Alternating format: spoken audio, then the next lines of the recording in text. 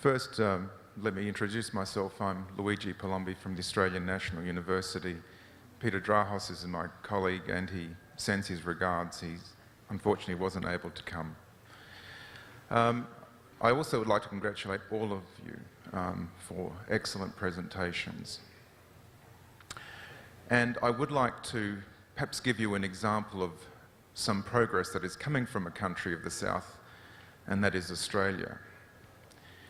But firstly, I'd like to just also mention that it's not just the large property owners or intellectual property owners that are the problem in making a transformation. It is also the foot soldiers and the artillery which they employ.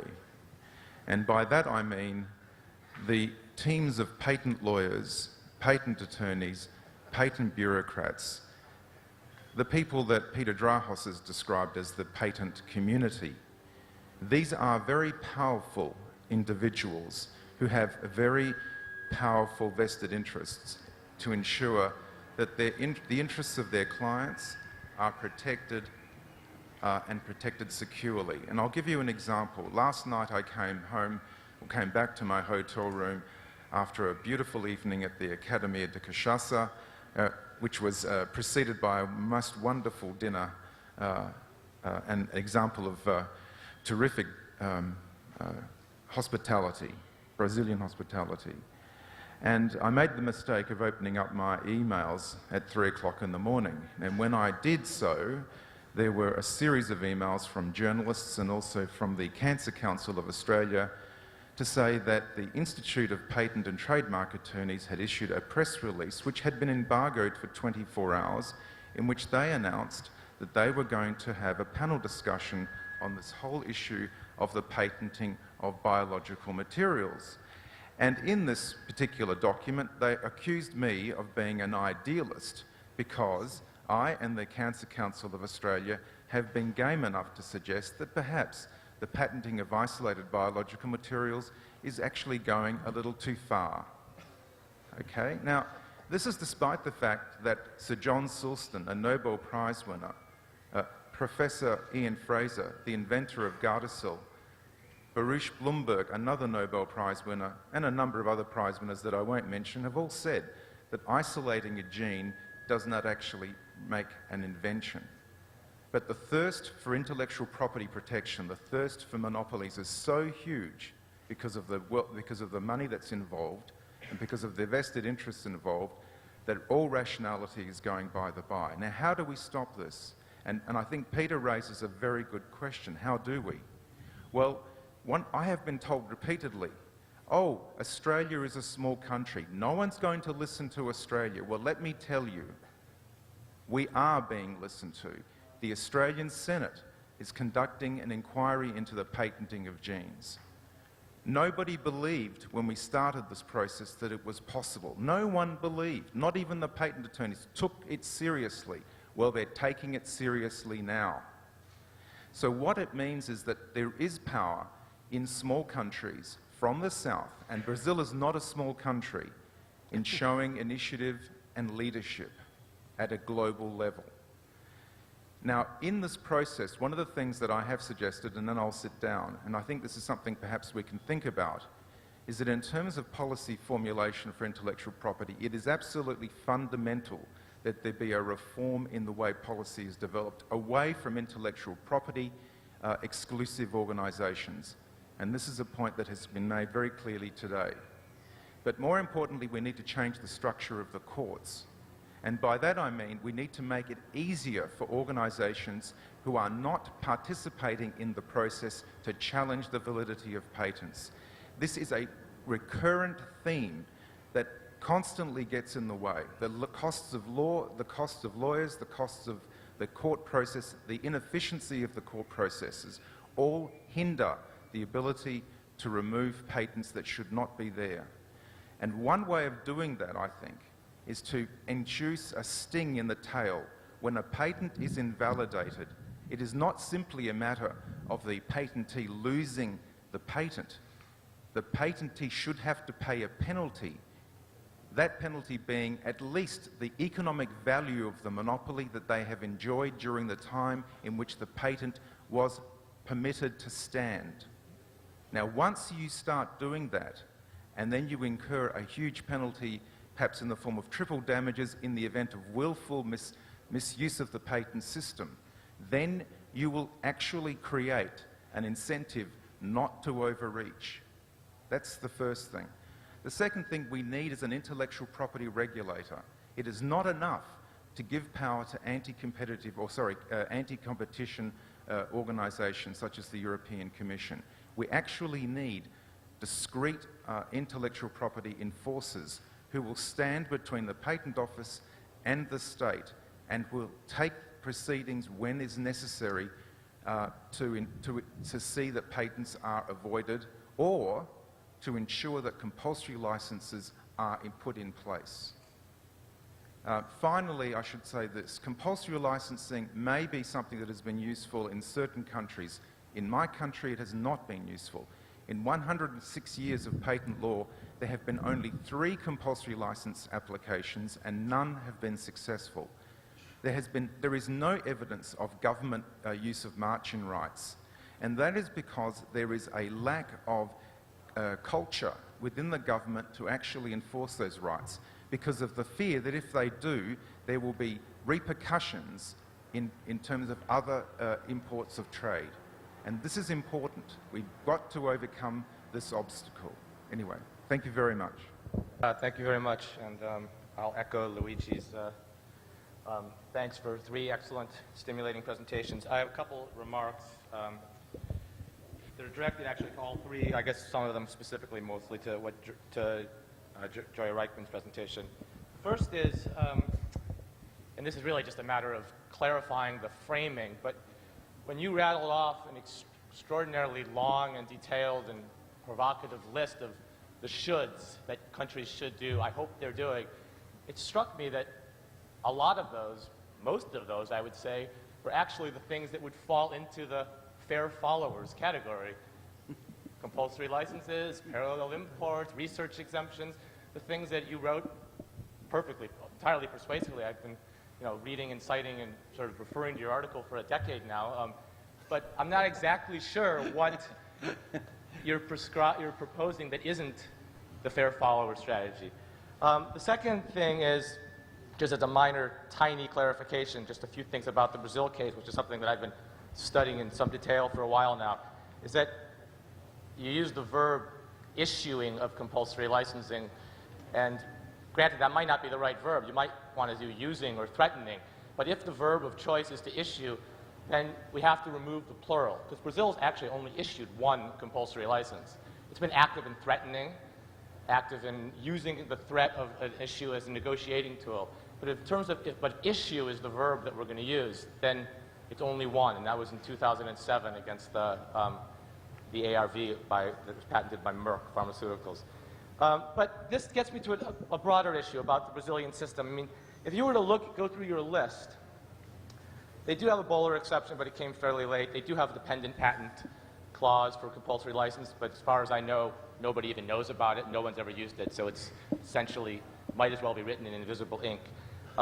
They have a Bayh-Dole Act, which I think you would be very critical of if you actually looked at it and scrutinized it, with poor research exemptions, and it's all about exclusivity, as far as I understand. Alessandro's more of an expert on that than I am. And there's actually a fascinating anecdote about the debate that took place in the Brazilian Congress over maybe there should be more push for non-exclusivity, and nobody was pushing for it. It was just one person after the next standing up saying, no, from the public institutions side, if we don't have exclusive licenses, nobody will strike a deal with us, despite what all the evidence says. And from the private sector side, if we can't get an exclusive license, we're not going to want a license, despite what all the evidence says. And there was really, nobody was articulating the other side, which speaks to Peter's point, which is also what the main part of my own research is sort of how you, and what are the conditions under which you build the coalitions that actually push for the other side. And it is a bit depressing. But let me just say one last final point, which is, one is that there's an extraordinary, this business of the state taking the lead. And I don't want to accuse it of being a fix-all, but the solution of an interministerial sort of coordinating body. Brazil's also had one of those. I'm not sure that it functions. So I'm not sure that institutional design in and of itself really gets us very far. What many people in the room probably don't know, actually, including perhaps many of the Brazilians in the room, is that at important meetings of the WIPO, the World Intellectual Property Organization in Geneva, there's somebody there from the INPI, the Brazilian Patent Office, which is formerly part of the Ministry of Development. There's somebody there from the Ministry of Foreign Relations, and there's somebody there from the Ministry of Health. So the country that is supposedly sort of paving the way with an interministerial commission to coordinate its intellectual property policy, at key meetings somehow ends up with people from 3 different buildings across the Esplanada from each other in Brasilia, going halfway across the world to Geneva to fight it out in public, the fight that they can't resolve here. So I'll leave it there, and I guess those are all more comments than questions. Yeah, so thank you very much. Eu gostaria de fazer uma questão dirigida ao Leonardo, em particular. É o seguinte, eu concordo em grande parte com a sua análise, inclusive com a questão, com a abordagem das características de mercado, porque, de fato, os efeitos da propriedade intelectual são ambíguos e a gente só pode detectar esses efeitos levando em conta uma série de características tecnológicas dos agentes, institucionais, etc., do mercado. A minha questão, eu tenho muitas dúvidas quando você tira as implicações de política. Por quê? Porque toda a ideia de que os efeitos da propriedade intelectual, tanto os eventuais efeitos incentivadores quanto os eventuais efeitos restritivos da concorrência, eles podem ser analisados no escopo da lei da aplicação da lei antitrust, o que implica uma análise caso a caso, considerando aquelas características de mercado. Isso acho que é um remédio bem interessante para os problemas eventuais que a propriedade intelectual pode acarretar. Agora, quando você fala em fazer políticas gerais, do tipo dosar o escopo das patentes ou a duração das patentes de acordo com as características de cada mercado, eu tenho minhas dúvidas da forma como que isso poderia ser feito. Por que eu estou falando da forma? Porque eu acho que quando a gente fala em política, a gente não pode perder de vista que a implementação dela, de uma política, o modo como ela é feita, o modo como ela é criada e o modo pelo qual ela é implementada, afeta decisivamente os resultados alcançados. Então, se você imagina, por exemplo, criar uma diferenciação de escopo de patentes por setor, você teria que criar uma lei que estabelecesse essas diferenças. Será que isso é possível? Isso é viável?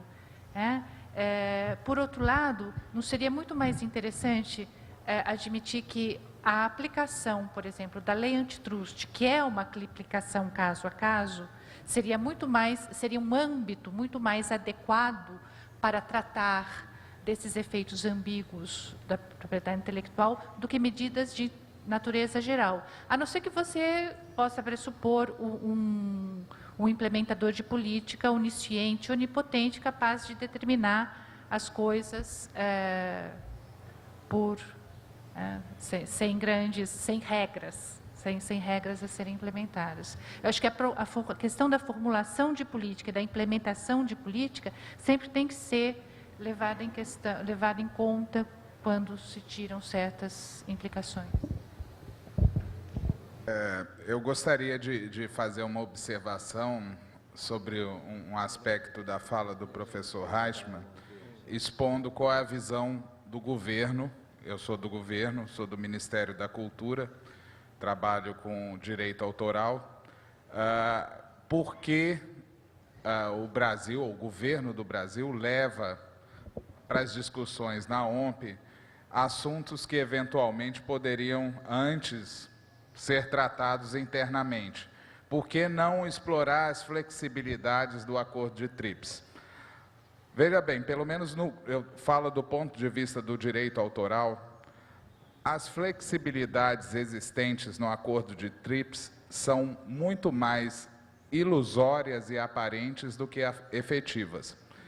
Elas, em larga medida, são interpretadas por um árbitro, muitas vezes, tendo em vista a ocorrência de painéis de um país contra o outro, e se tocar na questão do teste dos 3 passos, já existe alguma jurisprudência firmada por árbitros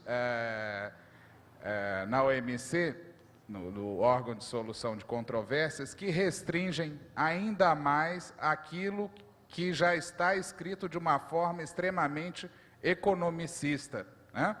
Enfim, casos especiais que não atentem contra a exploração normal da obra e que não causem um prejuízo injustificado aos legítimos interesses do autor ou do titular de direitos.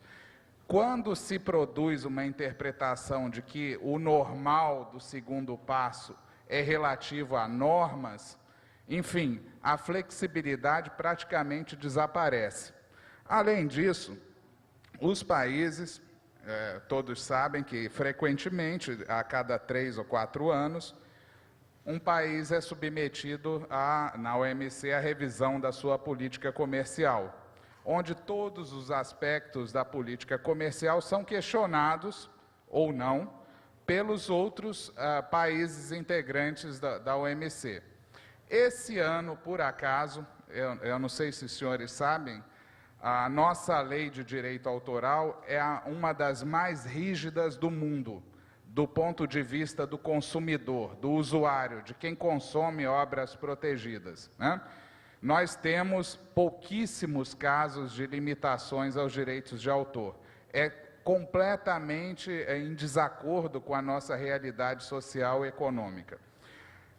Nós temos uma limitação inocente que diz assim: não constitui ofensa aos direitos autorais, ou seja, é permitido usar a obra.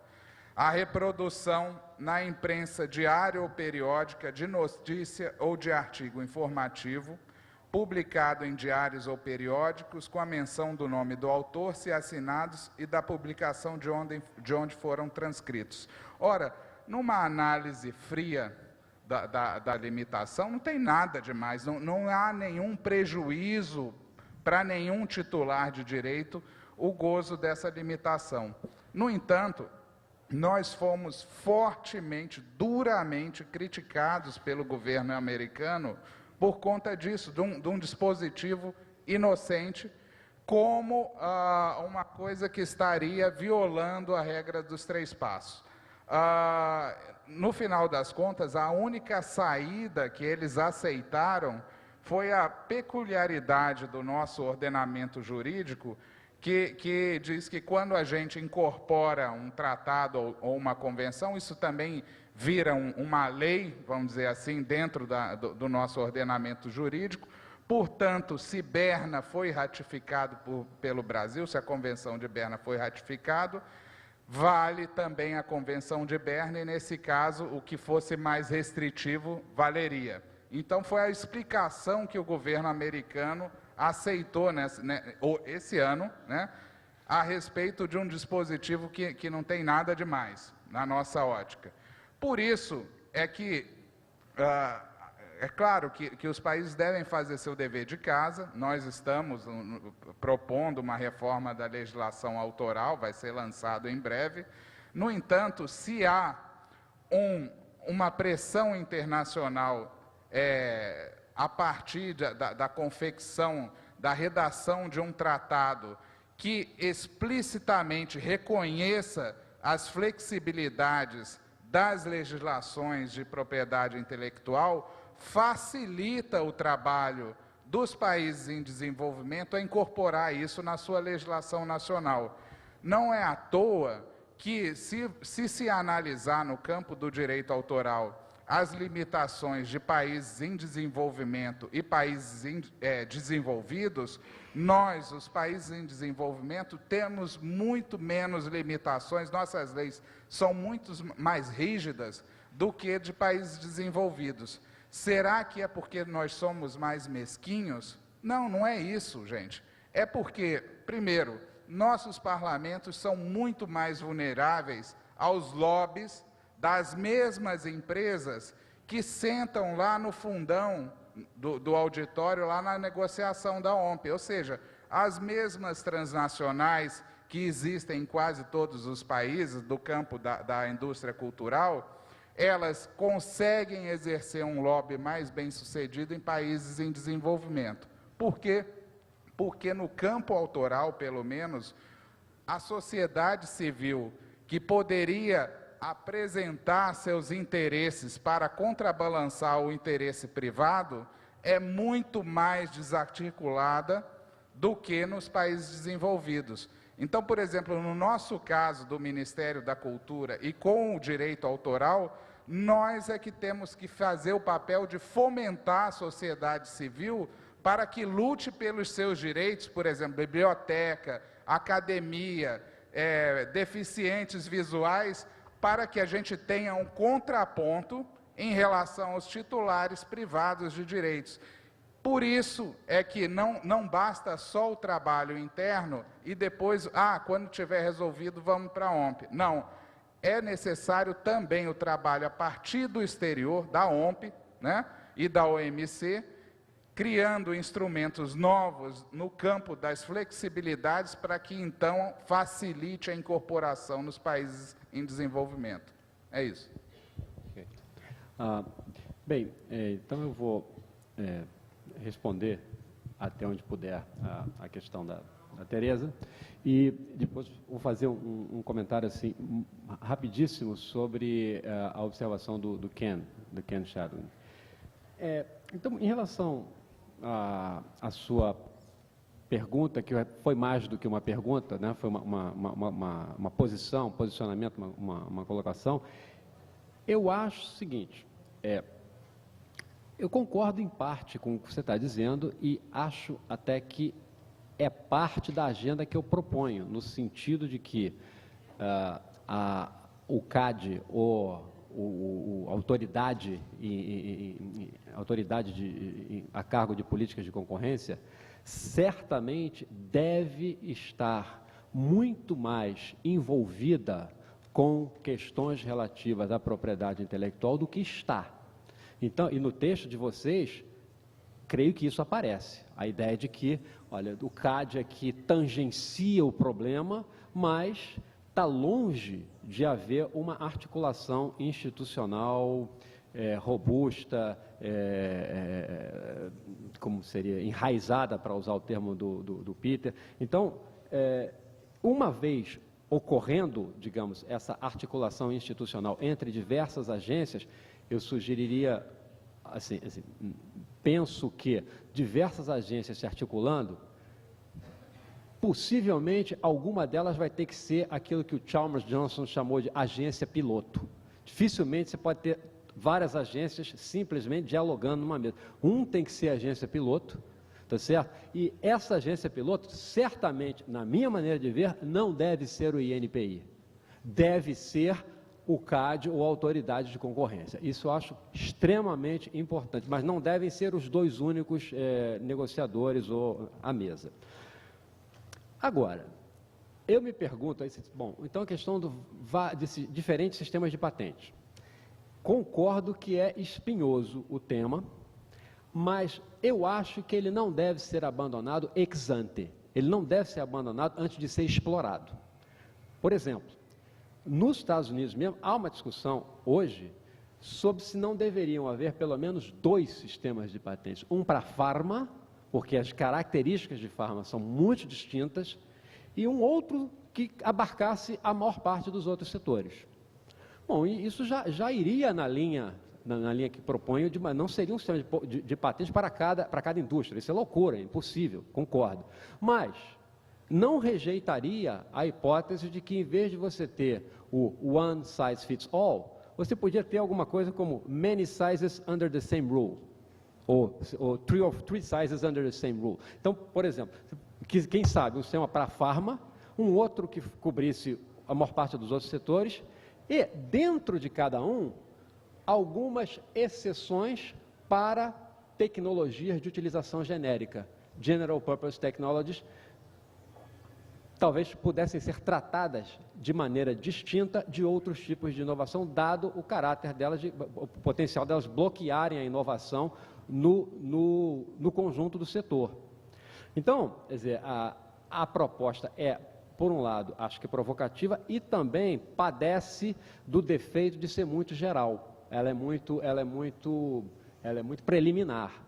Mas, enfim, é onde eu estou. Então, eu acho que sim, só justificaria o meu ponto dizendo, não gostaria de abandonar antes de explorar. E dentro da questão do CAD, vocês colocam, bom, o CAD tem os instrumentos para tratar com as questões de propriedade intelectual. Eu me pergunto, a minha reflexão a essa proposta é a seguinte, certamente tem alguns, eu me pergunto se tem todos. Ou se o CAD não precisaria se reequipar para tratar de algumas questões, como algumas que o professor Reichmann levantou, de fronteira, onde não me parece que o CAD tenha a expertise necessária, pode ter o conjunto da lei, mas não a expertise necessária para entrar nessas questões fronteiriças de propriedade intelectual. Né? Então, a forma de responder a você é essa, quer dizer, não tem uma contraproposta ou uma discordância radical, é apenas tentando explicar de que forma essa proposta se encaixa dentro do conjunto da agenda. Com relação, in relation to Ken, I will just ask you to consider your own brilliant paper when you say, well, Brazil is the country which has, let's say, the best coordination among agencies, etc. And then you begin with people like Caroline Drie and others saying, well, they think that Brazil is the model for coordinating IP policy. And then you say, not really. Let's take a closer look. And when you take a closer look, what I learned from your paper is that, for example, the coordination here is not among equals. When you talk about the NPE on one side and Anvisa and the others, you clearly show that one is much, much stronger than the other. So I'm not talking about this kind of coordination. I wouldn't label this as the sort of intergovernmental body in charge of competition policies and IP. This is not what is happening in Brazil right now, and I think you would agree with that. Thanks. Okay, I think the audience has raised a lot of very important questions, so let me proceed one by one. First of all, on the question of compulsory licenses, every time I come to Brazil, I repeat this open secret which doesn't seem to travel. What is the open secret? The United States issues more compulsory licenses on patents every year than all the rest of the world combined, okay? It is a regular practice not only for military but for every sort of purpose. We have a statute, section 1498, moreover, when the United States government decides to issue a compulsory license, it can appoint the contractor as an agent of the government, in which case the contractor is immediately immunized from patent infringement and proceeds to make the construction, use the patented products with impunity, and the patentee must go to the Court of Federal Claims and get compensation. This happens all the time. Every year there are about 24 to 30 recorded cases because that are pushed all the way to compensation. But for every case that goes to compensation, there are 4 to 6 which are privately settled. So it is a myth that the United States does not use compulsory licenses. It uses, what the United States does not use is the so-called public interest license, where it brings in a third party to produce the product cheaper. These are almost always government use licenses. However, under the eBay decision, we have now possibly the broadest public interest license anywhere in the world, since any court can automatically deny the injunction and create the license ex post facto. With regard to Brazil, first of all, if you do it right, you never have to issue a compulsory license. All you need is the threat of a compulsory license. Nevertheless, Brazil has used it well. I have a new article on compulsory licenses in medicine in the Journal of Law and Medicine, 37 Journal Law of Medicine 2009. I have a copy here with me, but it's available freely. And there's a symposium on compulsory licensing in medicine in this Journal of Law and Medicine, a very good symposium. And there I show how many compulsory licenses have actually been issued around the world lately. The number is staggering, and the politics are staggering. They have changed completely. I don't want to make a whole lecture about it, but it is a whole new world there. Now you ask, well, what's different between fair following and leading? Well, some things are the same, but since they didn't do it, then I take it now becomes leadership. But a lot of things are different. The Bayh-Dole stuff is new. The frontier science stuff is new, stuff that we didn't know before.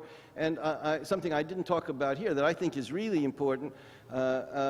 Most of the emerging economies are using second-tier regimes based on utility models. I think utility model approach is the oldest, most obsolete. It's better than nothing, okay, better than nothing, but it is so obsolete and so economically unsound. I have proposed a compensatory liability regime. It actually was enacted in the International Treaty for Plant Genetic Resources Plant Genetic Resources for Food and Agriculture. I think that a liability rule, an ex-ante liability rule for cumulative and sequential innovation is the way to go. Nothing in TRIPS prevents it, because by definition you're saying this is not patentable, in which case all you have to give is national treatment. And there, in my view, one of the biggest improvements that developing countries would be to introduce a compensatory liability regime, and one of the first places to do it is in the area of natural products, your own natural resources that you would like. Why a liability rule? Because you do not know the value of the property. When you know the value of the property, then you can say, give me this because this is its value. When you have stuff of unknown value, like your genetic plant resources, your genetic microbial resources, you don't know the value. One side says this is of great value, the other side says this is of no value. You can never strike a deal. Under a liability rule, you say, please, take my microbe, take my plant resource, put it to some practical use. All I want is a reasonable royalty, but I want a reasonable royalty. It's a freedom to take and borrow against an absolute obligation to pay a reasonable royalty for downstream application. This is the way I think developing countries should go. I talk about it in the article, but it's a separate thing.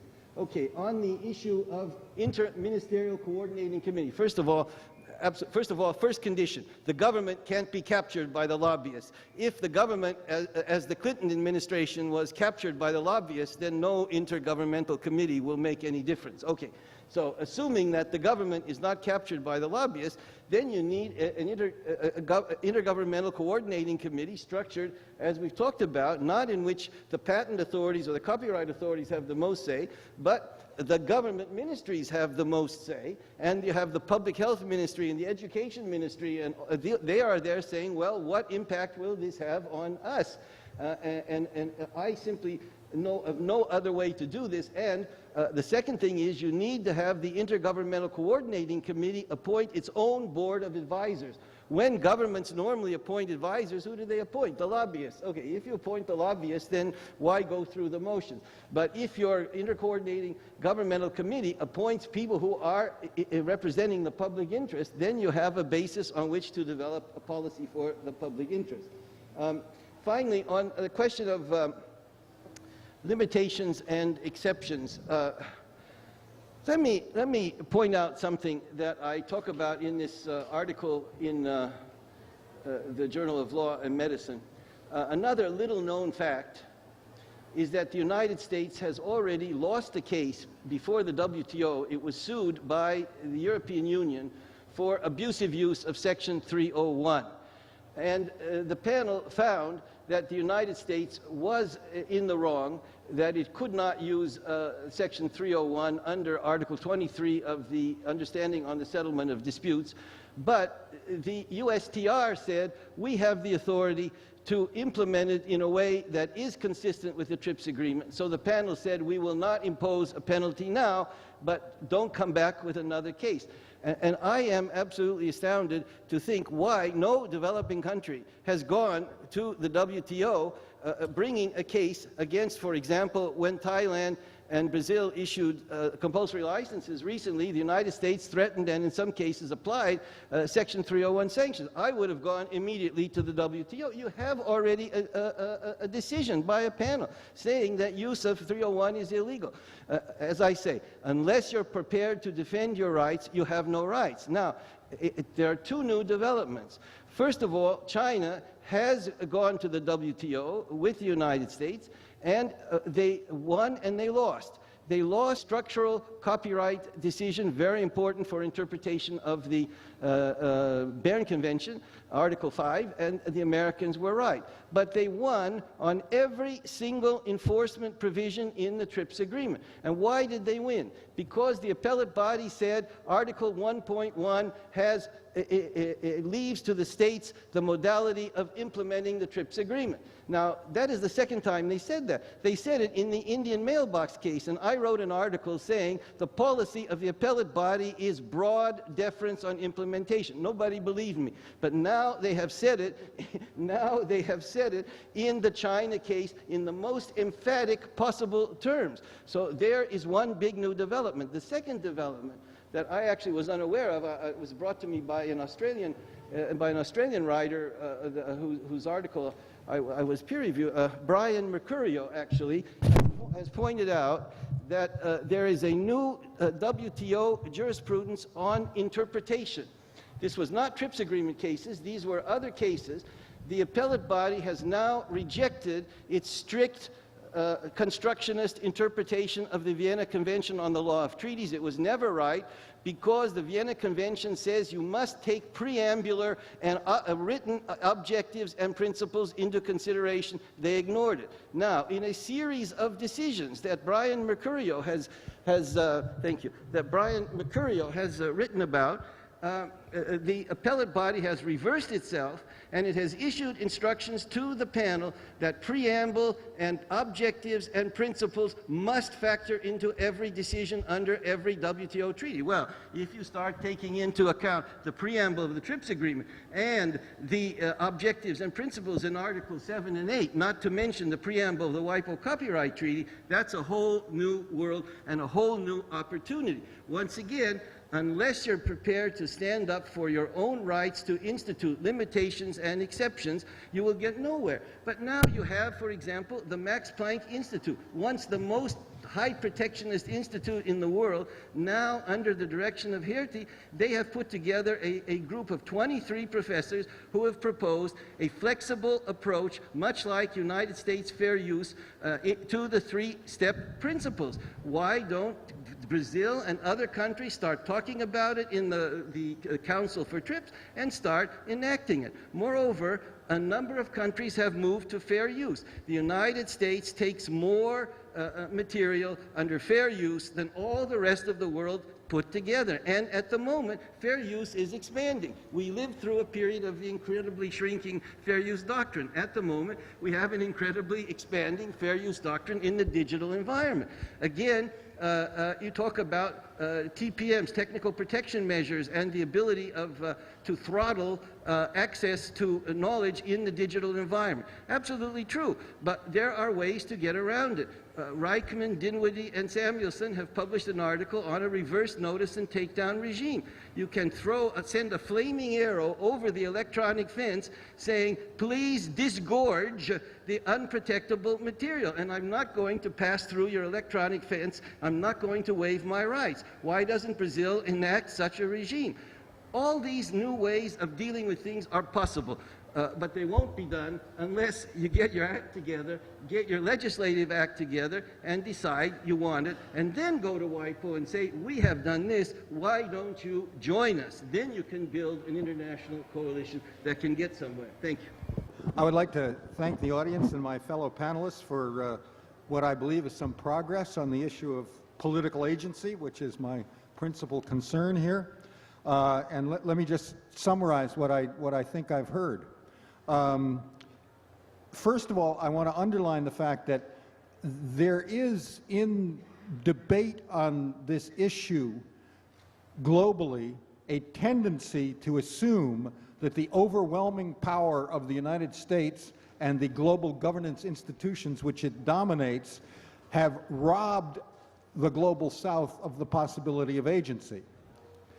What we have heard, particularly from Professor Reichman, is a counter-thesis, which is that the global regime, as restrictive and reprehensible as it might be, is not the problem. Professor Reichman has been insistent here throughout his original presentation and his comments that states in the global south have the possibility of enacting radically different principles of intellectual property than those currently in place. Right? Now that's a pretty strong sort of relative autonomy of the southern state thesis, right? But then we have to think about, well, if that's true, why is it? I mean, are states in the global south dumb? They don't notice this? They haven't read Professor Reichman's work? What is the problem here? Well, first of all, we have to notice that Professor Reichman himself throws in a huge caveat in terms of the possibility of states taking advantage of the space that he, I think, compellingly argues exists. And he says, of course, the government can't be captured by lobbyists. And we say, whoops, whoops. What state can we point to that is pure and insulated from lobbyists? Okay, now that little caveat really reformulates, I think, our thinking a little bit. So the problem becomes not how do we envisage the relative autonomy of the state in the global south from the global order, from the dominance of the U.S. and the neoliberal regime, but rather how can we think about the potential autonomy of the state in the global south vis-a-vis interest groups within the nations of the global south. And here we get to Ken's, I think, very revealing comment, right? Which is that when this issue of, I can't remember whether it's exclusivity or compulsory licensing or whatever it was, comes up in the Brazilian Congress, nobody defends the progressive position, or maybe one person defends the progressive position. So what the heck is going on there, right? Is this like total capture by lobbyists, etc.? Okay, that, for me at least, brings us back to the comments of our colega from the Ministério da Cultura, who I guess has left, but, very good. So what does he say? He says civil society, by which he means civil society as a potentially progressive actor in this story, I believe, civil society is completamente desarticulado, né? And so that it's the Ministério that has to fomentar as atividades da sociedade civil.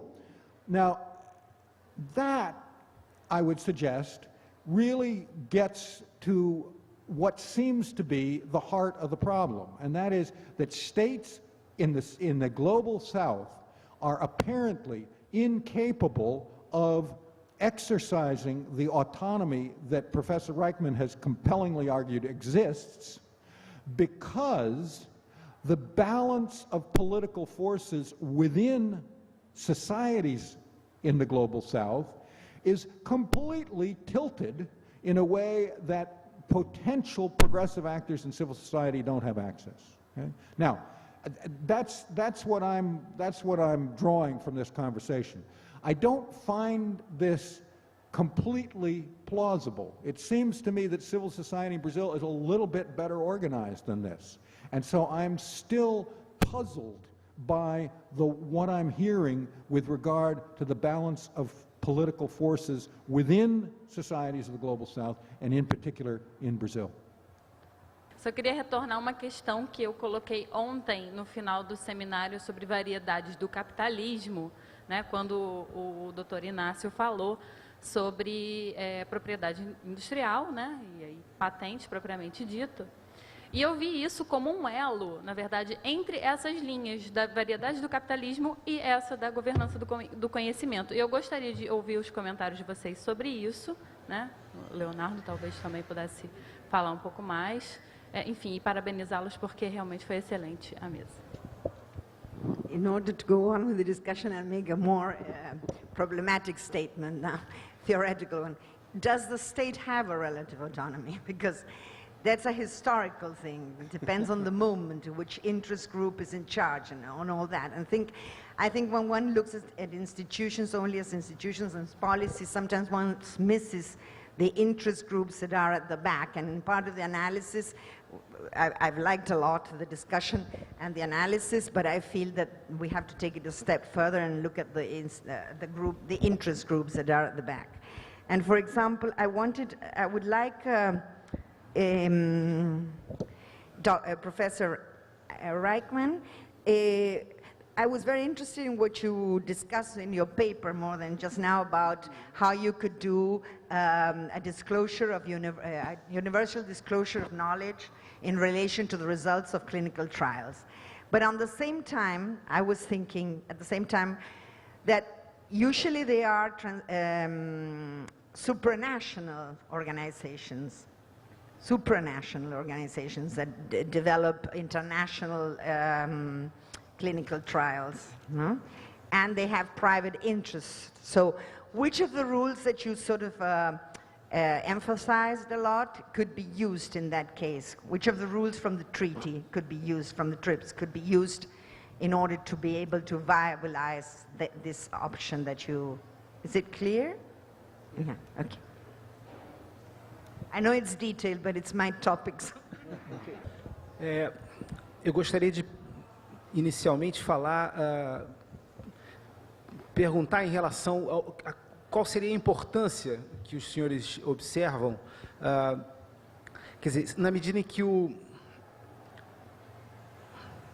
senhor do Max Planck, Reinhardt, eu penso, falou no final da sua fala com relação ao struggle, entre a briga, a disputa entre aqueles que defendem a flexibilização dos direitos e aqueles que defendem a sua total apreensão e o seu total controle.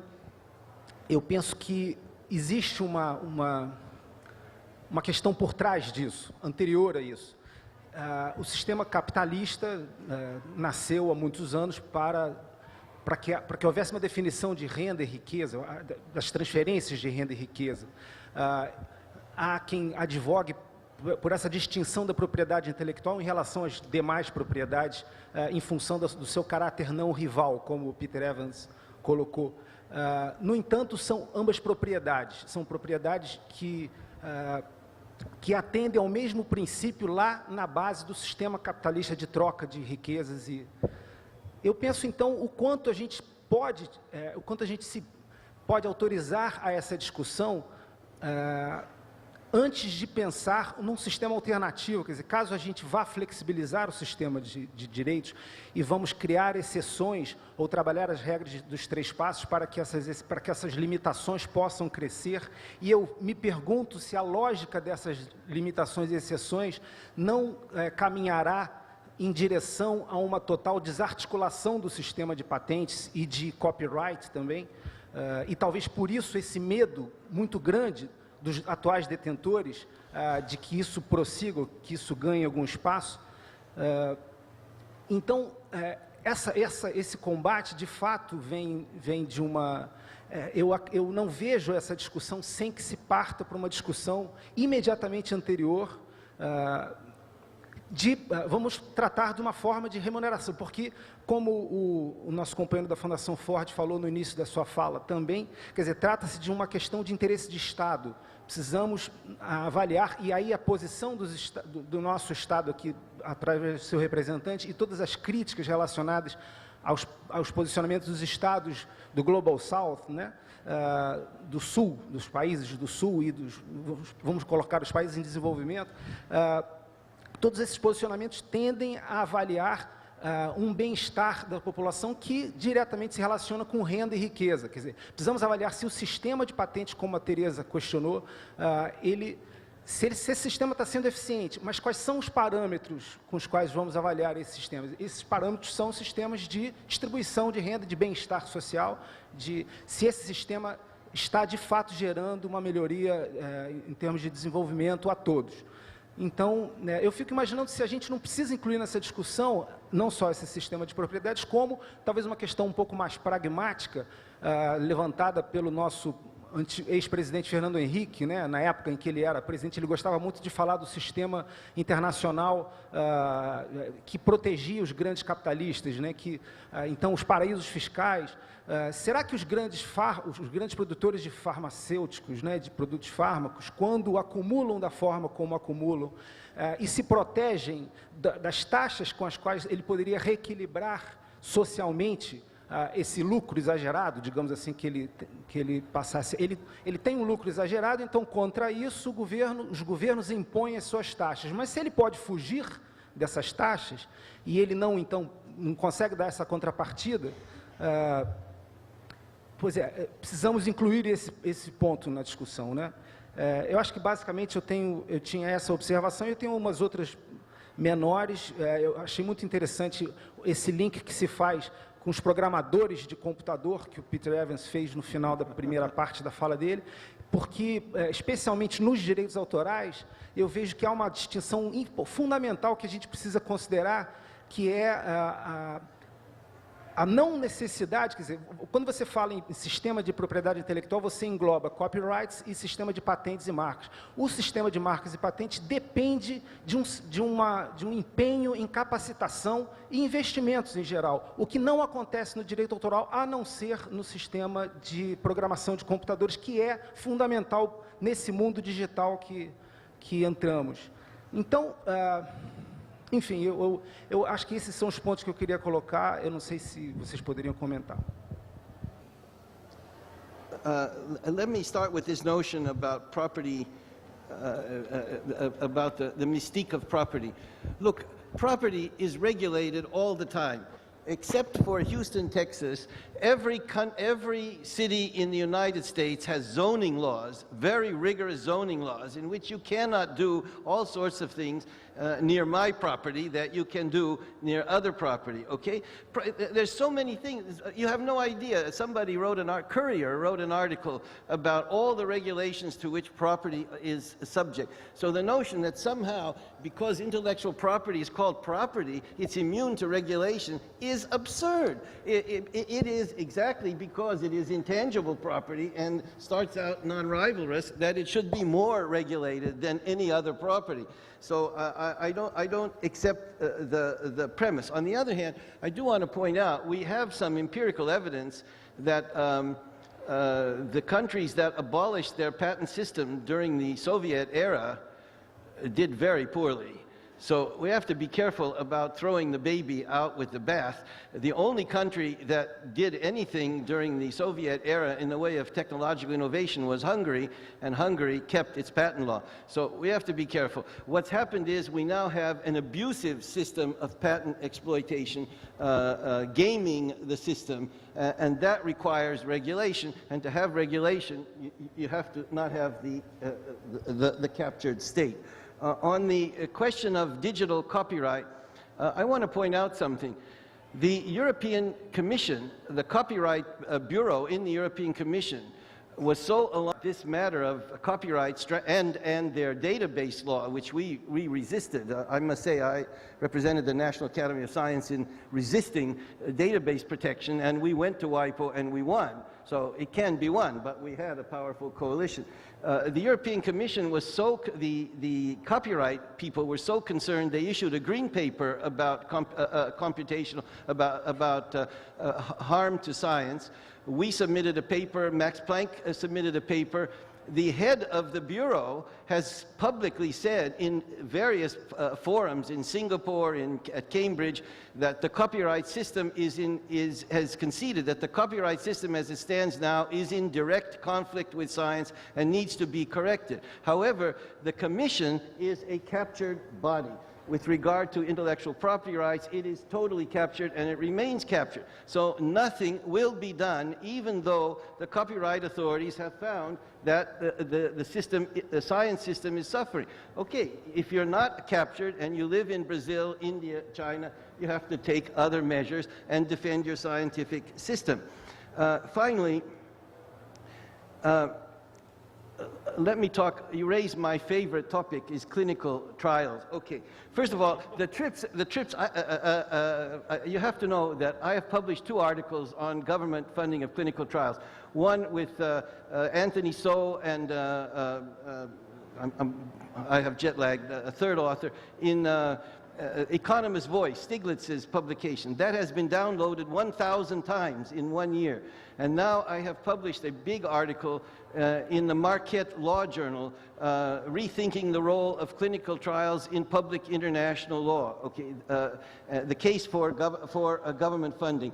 I believe that the price of pharmaceuticals would drop enormously if governments funded clinical trials. At the moment, the only justification for the super profits of the pharmaceutical industry is the very high cost of clinical trials. They do not fund basic research. All of the basic research done in American pharmaceuticals today is covered by NIH, $40 billion every year and growing. What the pharmaceutical companies do is medicinal chemistry. That costs some money. That's very important. Translation from academia to downstream. And clinical trials, $1 billion a year. Okay, if the government funded and don't forget, I don't want gifts. I would only fund the successful clinical trials. You don't fund the ones that aren't successful. Okay, if the government funded clinical trials, the cost of pharmaceuticals would decrease by a figure you can't imagine the amount my economist friends have calculated, and the number of new entrants into the market for medicines would grow enormously, because as matters stand, any pharmaceutical product that does not present the possibility of returning $1 billion a year will not be marketed. The threshold is too high. All these products are on the shelf. They can't come on the market. There is nothing in the TRIPS agreement whatsoever, nothing in Article 39.3 that impedes government support of clinical trials, and I give you the evidence in my Marquette article. Nothing. They tried to get it. They didn't get it. And I think that nothing would so much improve pharmaceutical production around the world as government-supported clinical trials with a buy-in. Let each country contribute proportionate to GDP to the costs, and let every government have the results of the clinical trials fully revealed from the beginning, open to all other competitors. Thank you. Ok, eu certamente não tenho tanto a falar, nem o brilho do professor Heichmann. Eu quero fazer, então, 2 observações muito pedestres a respeito das questões que foram levantadas. Primeira, a sua pergunta sobre a questão da afinidade entre o enfoque de variedade de capitalismo e essa questão da governança do conhecimento.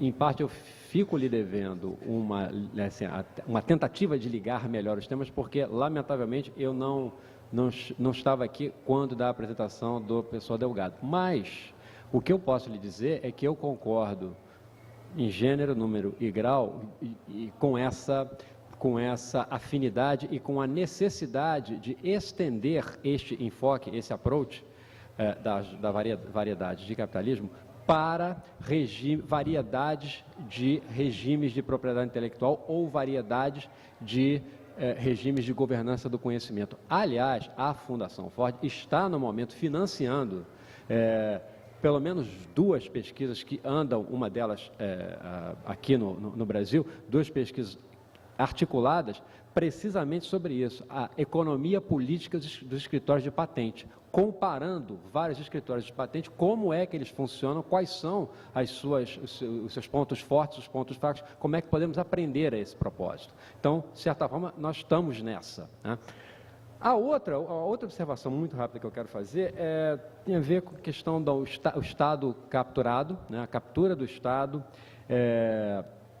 e como é que se lida, na verdade, com isso, né? Porque, bom, então já que nós estamos no campo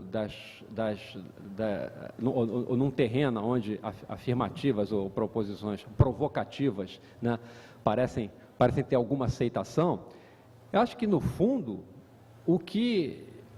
aonde nós esbarramos em diversos casos, se for discutir questões relativas à crise financeira, vamos acabar chegando num ponto muito parecido com o que eu vou mencionar agora, que é a questão dos interesses corporativos versus a democracia.